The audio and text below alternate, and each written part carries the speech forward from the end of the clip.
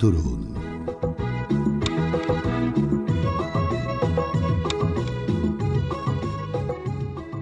বেতার ম্যাগাজিন।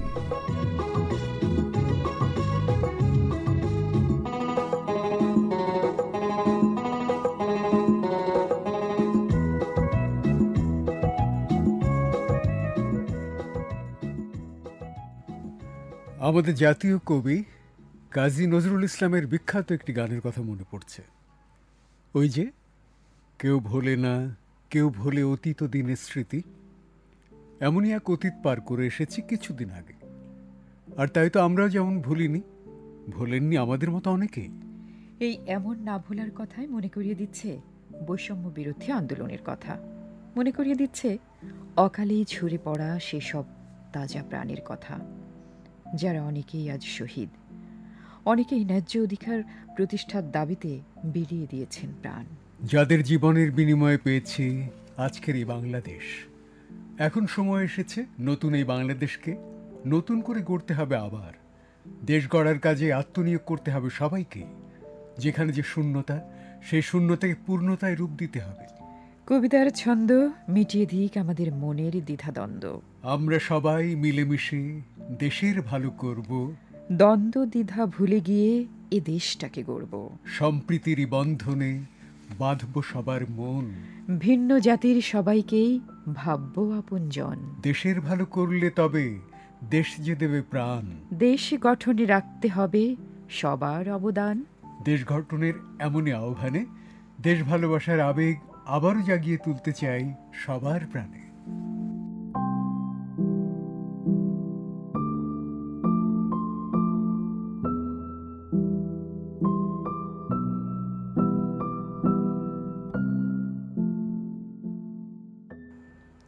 এবার আজকের উত্তরণে যা থাকছে জানিয়ে দিই তারই সূচি পরিচিতি। আজ থাকছে বিশ্ববিচিত্রা, বাংলাদেশের ঐতিহ্যবাহী খাবার নিয়ে একটি তথ্যমূলক প্রতিবেদন, পরিবেশ বিষয়ক বার্তা, আপনার লেখা এবং নির্বাচিত একটি গান। সব মিলিয়ে এই হলো আজকের উত্তরণ। আর আজকের এই উত্তরণে চাই সবার মন। আজও উত্তরণের প্রথম পরিবেশনায় সবার মনে বিস্ময়ের ছোঁয়া দিতে চাই। যে বিস্ময় মনকে করবে আকর্ষণ এবং যে বিস্ময় চমকে দেবে মন, কারণ এ বিস্ময়ের মাঝে লুকিয়ে আছে ভিন্ন উদাহরণ। যা শোনা মাত্রই বিস্মিত হয় মন, মনের গভীরে সৃষ্টি হয় ভাবনার দোতনা। যদিও একরকম ভাবনা ঘিরে ধরে, তবুও যেন শুনতে ইচ্ছে করে। তাহলে চলুন শুনি এবার উত্তরণের বিচিত্র এবং বিস্ময়কর খবরের আয়োজন বিশ্ববিচিত্রা। আজকের বিশ্ববিচিত্রা গ্রন্থনা করেছেন আফসানা আক্তার, আর তা পড়ে শোনাচ্ছেন জায়েদ জুলফিকার।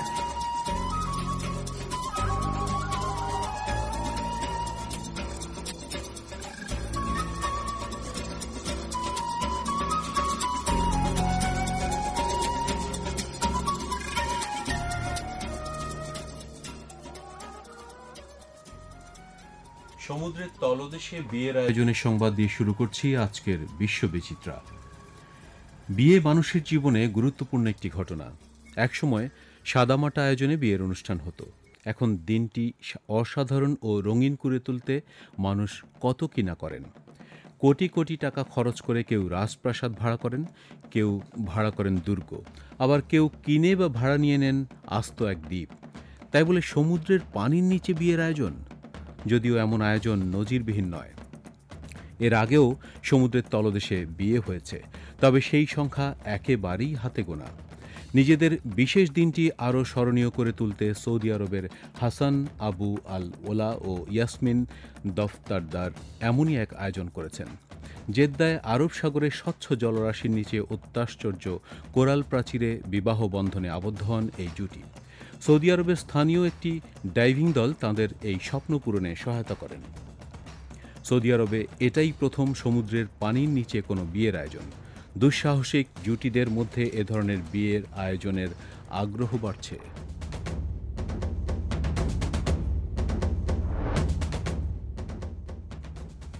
এবারে শোনাব সাইপ্রাসের বিখ্যাত এক কাবাবের কথা। মন কাড়া ঘ্রাণে কাবাব খেতে ইচ্ছে করে কার না। কত রকম ফেরি না হয় এই কাবাবের। এক এক কাবাব তৈরি হয় এক এক উপাদানে, ভিন্ন ভিন্ন পদ্ধতিতে। আবার কোনো কোনো দেশে রয়েছে নানান ঐতিহ্যের কাবাব। তেমনই একটি কাবাব শেফতালিয়া। সাইপ্রাসে একটি উৎসবে এবার 246 ফুট দীর্ঘ শেফতালিয়া তৈরি করা হয়েছে। অবশ্য এত দীর্ঘ কাবাব তৈরি করার লক্ষ্য ছিল গিনেস ওয়ার্ল্ড রেকর্ডসে নাম তোলা। সেন্ট লাজারুসের সম্মানে প্রতি বছর ভূমধ্য সাগরীয় দ্বীপরাষ্ট্র সাইপ্রাসে সেন্ট লাজারুস ও তার ছোট্ট বন্ধু সাভাস নামের উৎসব আয়োজন করা হয়। সেখানেই রাঁধুনিদের একটি দল 246 ফুটের ওই কাবাবটি তৈরি করেন। কাবাবটি রান্নার পর সেটি তুলতে 30 জনের মতো প্রয়োজন হয়। অনেকটা সসেজের মতো দেখতে এই শেফতালিয়া সাইপ্রাসের মানুষের দারুণ পছন্দের। এই কাবাবের জন্ম সাইপ্রাসেই। সাইপ্রাসের লারানাকা শহরে এই উৎসব আয়োজন করা হয়। এই উৎসব থেকে পাওয়া অর্থ ব্যবহার করা হয় দাতব্য কাজে। এবছর 150-র বেশি সংস্থা ও প্রতিষ্ঠান উৎসবে অংশ নিয়েছে। তাদের সবারই লক্ষ্য এক, সেন্ট লাজারুস সেন্টারের জন্য তহবিল সংগ্রহ। লাজারুস সেন্টার থেকে প্রতিবন্ধীদের সহায়তা করা হয়, বিশেষ করে প্রাপ্তবয়স্ক বুদ্ধি প্রতিবন্ধীদের।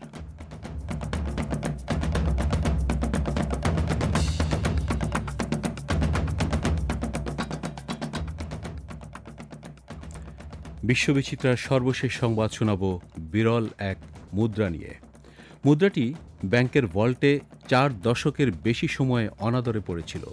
যুক্তরাষ্ট্রের ওহাইওর 3 বোন উত্তরাধিকার সূত্রে সেটির মালিকানা পেয়েছিলেন। কয়েক বছর আগেও এই মুদ্রার প্রকৃত মূল্য সম্পর্কে তাদের ছিল না বিন্দুমাত্র ধারণা। তাদের ভাই ও মা 1978 সালে ত্রুটিযুক্ত ওই মুদ্রা $18,200 কেনেন। অতি বিরল এ মুদ্রা সান ফ্রান্সিসকোর ইউএস মিন্টে 1975 সালে তৈরি করা হয়। এটির মূল্য এখন $5 লক্ষ বেশি বলে জানিয়েছে গ্রেট কালেকশনসের প্রেসিডেন্ট ইয়ান রাসেল। বাংলাদেশি টাকায় মুদ্রাটির মূল্য $5,90,00,000 বেশি। বিশ্ববিচিত্রা আজ এ পর্যন্তই।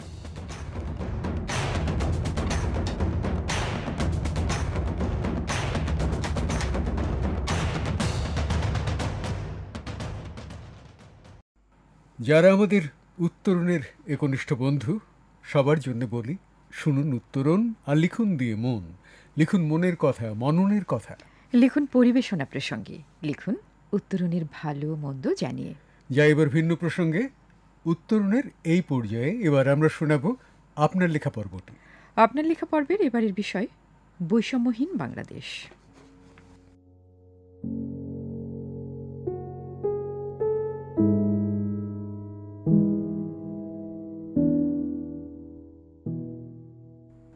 আজ প্রথমেই যার লেখা থেকে পড়ছি আপনি হলেন মোহাম্মদ শাহজাহান আলী, গ্রাম উত্তর মোহনপুর, ডাকঘর কুচিয়ামারা, উল্লাপাড়া, সিরাজগঞ্জ। আপনি কবিতার নাম দিয়েছেন বৈষম্যহীন। পড়ছি আপনার লেখা থেকে।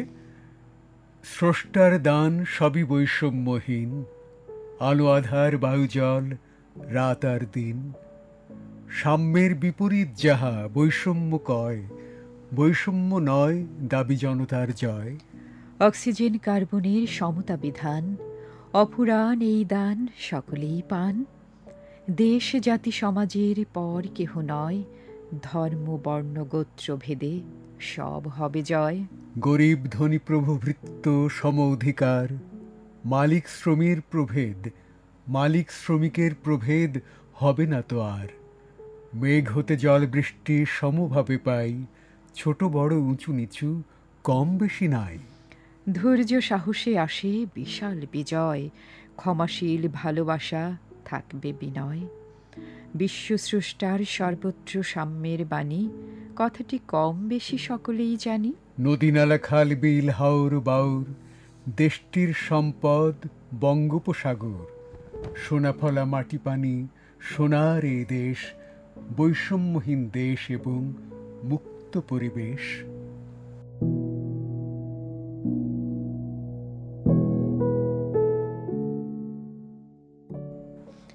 এবারে শিকদার ইসাক আলীর লেখা, আড়াইশিধা আশুগঞ্জ ব্রাহ্মণবাড়িয়া থেকে লিখেছেন।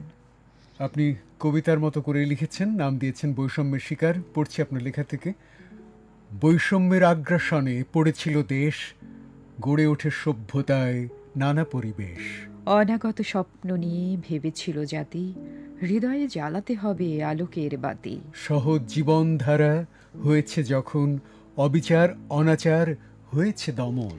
স্বাধীনতা কেড়ে নিয়ে তুলে হাহাকার, সব কিছু ভেঙে দিয়ে করে একাকার। রাজপথ কেঁপে ওঠে শুধু থরথর, আবাল বৃদ্ধ বনিতা ছেড়েছিল ঘর।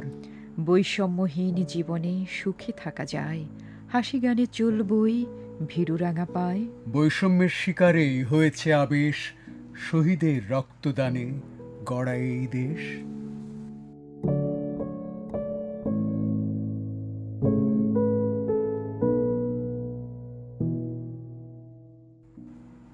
এবারের লেখাটি নার্গিস আক্তারের। জীবনপুর চড়িডাঙ্গা, জীবনপুর দৌলতপুর মানিকগঞ্জ থেকে লিখেছেন। কবিতার নাম কি দিয়েছেন? বৈষম্যহীন দেশ। পড়ছি। বাংলাদেশের ছাত্র জনতা, বন্ধু স্বজন ভাই, লেখাপড়া শেষে মেধায় চাকরিটা পেতে চাই। একটা দেশের একটাই জাতি, কেন তফাৎ করো? বৈষম্যের পাঁচিলটা ভেঙে সাম্যের দেশ গড়ো। কোটা প্রথার সংস্কারে ছাত্রছাত্রী সবে মিলে কণ্ঠ ছেড়ে তুলল আওয়াজ প্রকম্পিত পিলে। অন্ধবধির শাসক তবুও দিল না কোনো ইশারা, আন্দোলনের তীব্রতা বাড়ে সরকার দিশেহারা। স্লোগানে স্লোগানে মুখর যখন রাজধানী জনপদ, পেটোয়া বাহিনী টের পেয়ে গেল সামনে বিপদ। সাউন্ড গ্রেনেড, টিয়ার সেলের সঙ্গে চালালো গুলি, বুক পেতে দেয় সাহসী যুবক, যাই উড়ে যাক খুলি। আবু সাইদের মতন এমন সাহস আছে কার, লাগবে কারো পানি বলে মুগ্ধ ডাকি না আর। 16 বছরের কিশোর বালক ফরহান ফাইয়াজ, রক্তে ভেজা ছোট্ট শরীর লুটিয়ে পড়েছে আজ। নাম না জানা হাজার প্রাণের বিনিময়ে অবশেষে স্বৈরাচারের ঘটল পতন, বিজয় উঠল হেসে। এখন আবার সুযোগ এসেছে, গড়ব নতুন দেশ। বৈষম্যের আছে যত বাধা করে দিয়ে নিঃশেষ।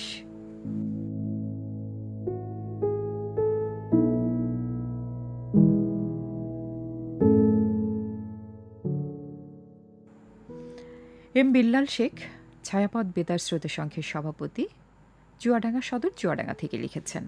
পড়ছি আমরা দুজন। হাসবো খেলবো গড়ব দেশ, স্বপ্নে রাঙাবো সোনার দেশ।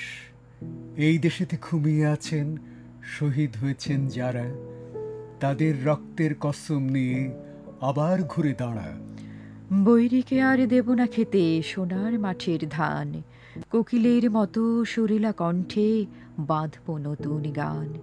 ধর্ম জাতি নির্বিশেষে বাংলার শতরূপ, থাকব সবাই মিলেমিশে স্বাধীন অপরূপ।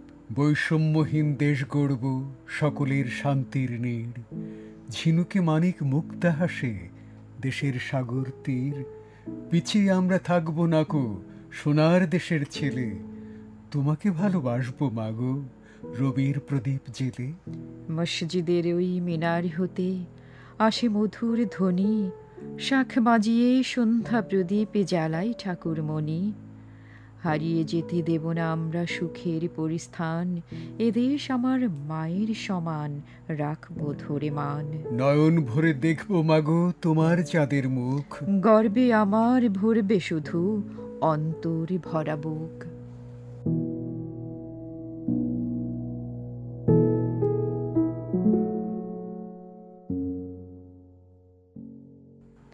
লিখেছেন ইয়াসিন আরাফাত ইবু, ব্রিজবাজার, বোয়ালিয়া, ধনুমিয়ারহাট, হাতিয়া, নোয়াখালী থেকে। আপনি কবিতার নাম দিয়েছেন তারুণ্যের শক্তি।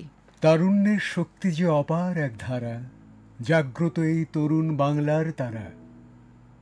স্বৈরাচারী শাসনে ছিল ঘুটঘুটে অন্ধকার, জ্বালিয়েছে তারা নতুন আলোয় ভরপুর সংসার। বুকে আগুন, মনে সাহস, দেশপ্রেমে ভরা অন্তর, হাত ধরে একত্র হয়ে কাঁপিয়েছে স্বৈরাচারী পাঁজর। বাহুতে শক্তি, চোখে প্রতিজ্ঞার শপথ, এই তারুণ্যেই হলো বিজয়ের পবিত্র উত্থানরত। দেশপ্রেমে পাগল তারা, শৃঙ্খলকে করল চূর্ণ, তাদের আঘাতে ভেঙে গেল দুঃশাসনের দুর্গ। বাংলার মাটিতেই তারুণ্যের জয়গান, এগিয়ে চলুক এভাবেই অবিচল অটল অবিচ্ছেদ্য সুলতান। শ্রোতা বন্ধুরা, কবিতা আমরা শোনালাম, অনেক ক্ষেত্রে কবিতা কবিতা হয়ে ওঠার জন্যে যে গভীরতা দরকার, সেই গভীরতা কিন্তু আমাদের অনেকেরই নেই, কারো কারো একটু আছে। সেই জন্য কবিতা পড়তে হবে আমাদের। কবিতা, ভালো কবিতা কাকে বলে সেটি জানলে তখন আমাদের লেখার মাঝেও আসবে পরিবর্তন। কিছু শব্দ কিন্তু আমরা বারবারই বলি যে শব্দের ভিতরে কেন সাধুচলিত ভাষা মেশানো। যেমন যাহা ব্যবহার করেছেন, নার্গিস এত ভালো লেখেন, আপনি সবে শব্দটি ব্যবহার করেছেন, অন্যভাবে আনা যায় কিনা সেটা খেয়াল করতে হবে। আর পড়তে গিয়ে আমরা হোঁচট খেয়েছি, ওখানে কিন্তু ছন্দপতন, মানে স্বাভাবিক যে পড়া, সেই পড়াটা যদি আমরা পড়তে পারি তাহলেই ভালো ছড়া কবিতা হয়। যাই হোক, আপনারা আরও পড়ুন, আরও লিখুন। আমরা কিন্তু আপনাদের আঘাত দেওয়ার জন্য নই, আমরা চাই আপনারা অনুপ্রাণিত হবেন, আপনাদের লেখার মান বাড়বে, আমাদের উত্তরণের আপনার লিখিয়ে পর্ব, আপনার লেখা পর্বটি সমৃদ্ধ হবে। আজকের লেখার জন্য সবাইকে জানাই অনেক শুভেচ্ছা, অনেক ধন্যবাদ।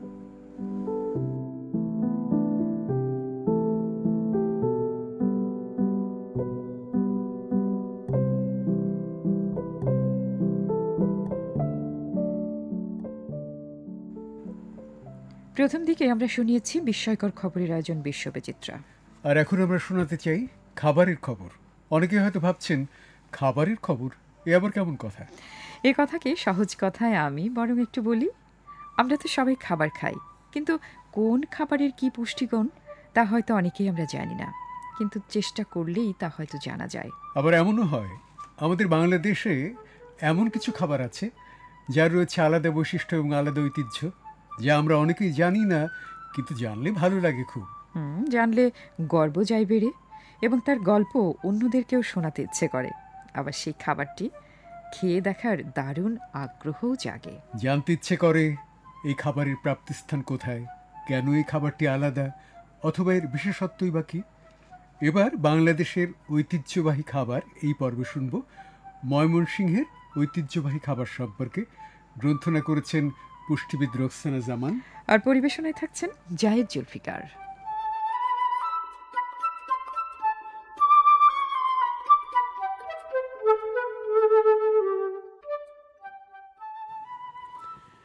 উপমহাদেশে এমন কিছু উল্লেখযোগ্য দুধের তৈরি মিষ্টি আছে যার কারণে একটি দেশ এবং দেশের ওই অঞ্চল বিখ্যাত।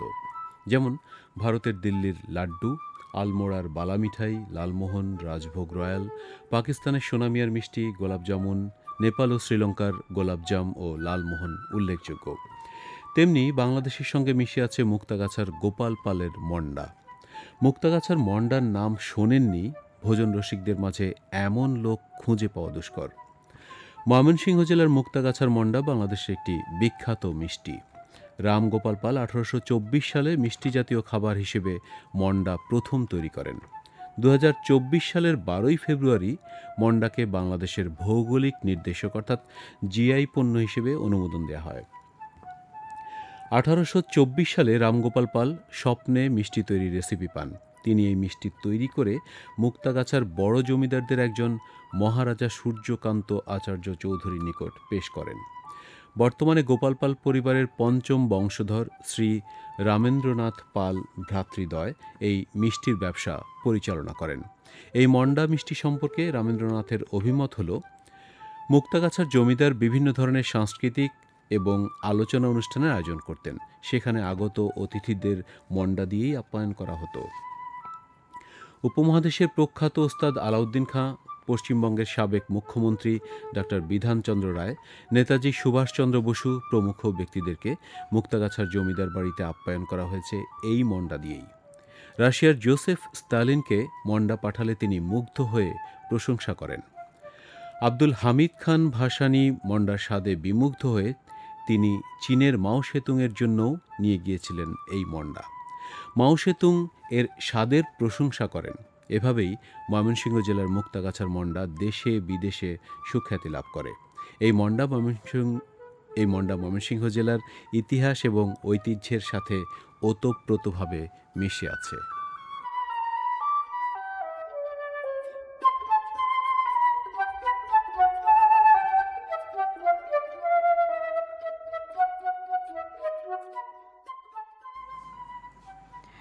উত্তরণের এবারের পরিবেশনায় শোনাতে চাই নির্বাচিত একটি গান। এই গানের রচয়িতা বাউল সম্রাট হিসেবে খ্যাত লালন শাহ।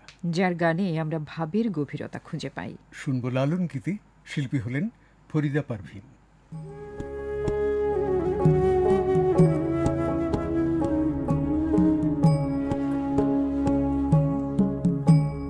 সময় গেলে সাধন হবে না, দিনে থাকতে দিনের সাধন কেন জানলে না তুমি, সময় গেলে সাধন হবে না।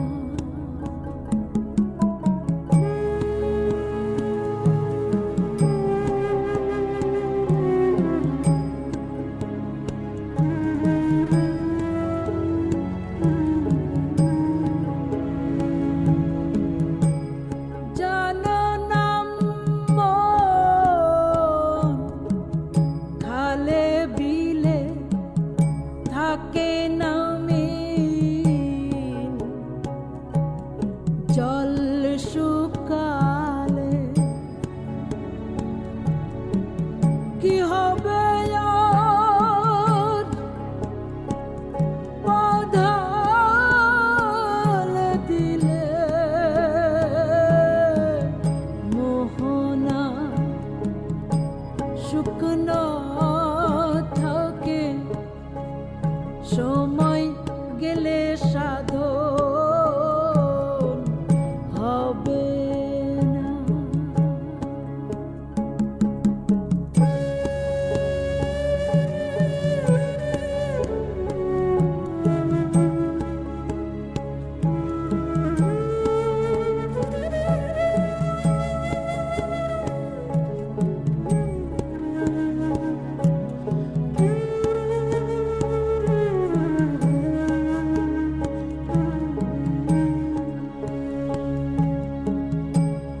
অসময়ে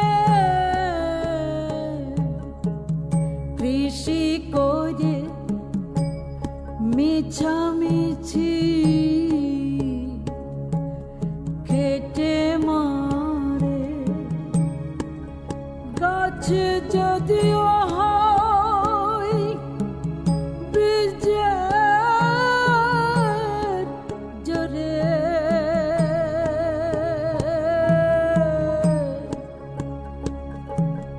ফল ধরে না তাতে, সময় গেলে সাধন হবে না।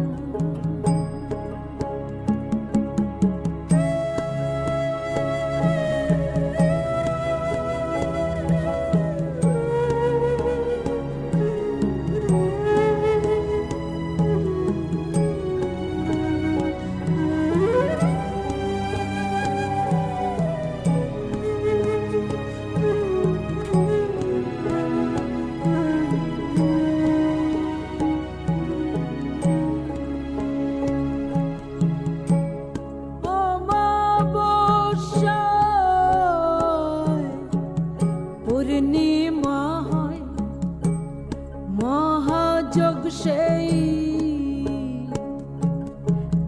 দিনে উদয়, লালন বলে তাহার সময়, দণ্ড রয় না তাতে, সময় গেলে সাধন হবে না। শ্রোতা বন্ধুরা, খানিক আগে আপনার লেখা পর্বে আমরা আপনাদের লেখা শুনিয়েছি, আর এবার আমরা প্রতিষ্ঠিত লেখকের লেখা থেকে শোনাতে চাই। কারণ তাদের লেখা আমাদের লেখার উন্নয়নে ভূমিকা রাখতেই পারে। উত্তরণের এই পর্যায়ে এখন আমরা শোনাব কবি জীবনানন্দ দাশের নির্জন স্বাক্ষর কবিতার আবৃত্তি। আর এই কবিতাতেই আমরা হেমন্ত ঋতুকে পেয়ে যাব বেশ কবার। তাহলে এবার শোনাই আমরা কবিতা নির্জন স্বাক্ষর, কবি জীবনানন্দ দাশ।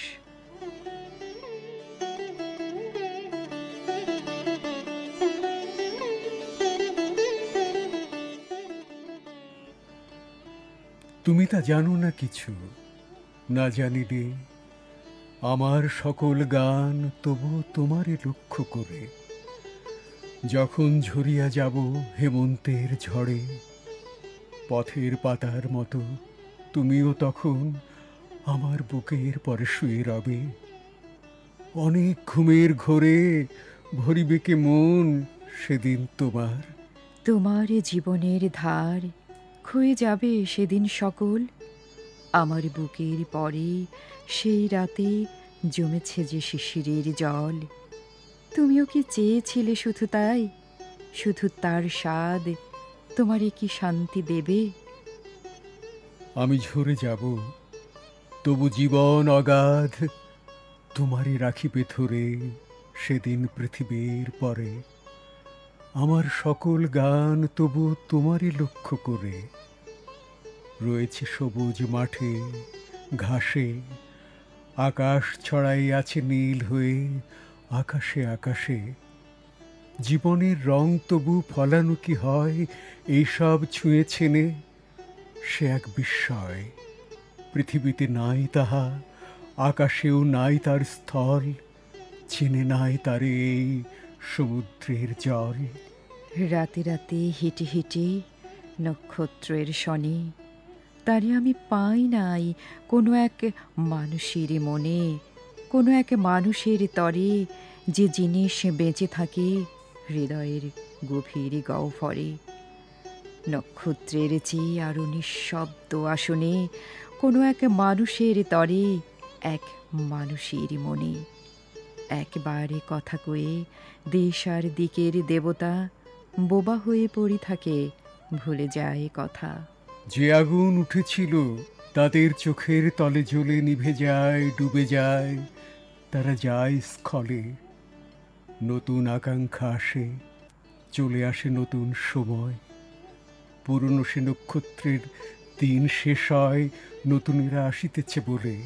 আমার বুকের থেকে তবুও কিছু পড়িয়াছে স্খলে, কোনো এক মানুষের তরে, যেই প্রেমে জ্বালিয়েছি পুরোহিত হয়ে তার বুকের উপরে।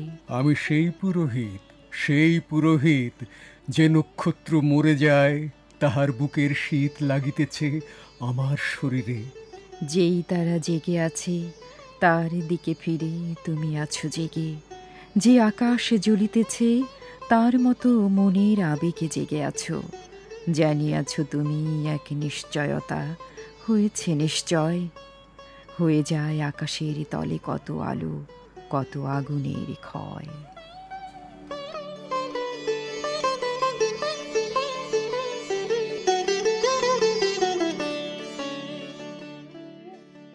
আমরা কবিতা আবৃত্তির আগে লালন শাহের গান শুনছিলাম এবং সে গানে ছিল সময়ের কথা। এবার এই সময়ের কথা আমরা এই সময় বিশেষ করে বলতে চাই, কারণ এ সময় কোথাও কোথাও ডেঙ্গু জ্বরের প্রাদুর্ভাব। তাই এ সময় আমাদেরকে সাবধান থাকা দরকার।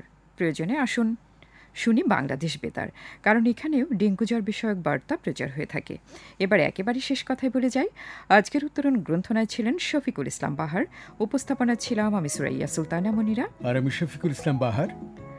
সম্পাদনা সহযোগিতায় মোহাম্মদ নিজামুদ্দিন, প্রযোজনা সহযোগী ছিলেন মাহমুদ রেজা, নির্দেশনা দিলেন প্রেম গোপাল হালদার, তত্ত্বাবধানে ছিলেন সৈয়দ রাজু আহমেদ এবং উত্তরণ প্রযোজনা করেছেন ইশরাত শারমিন।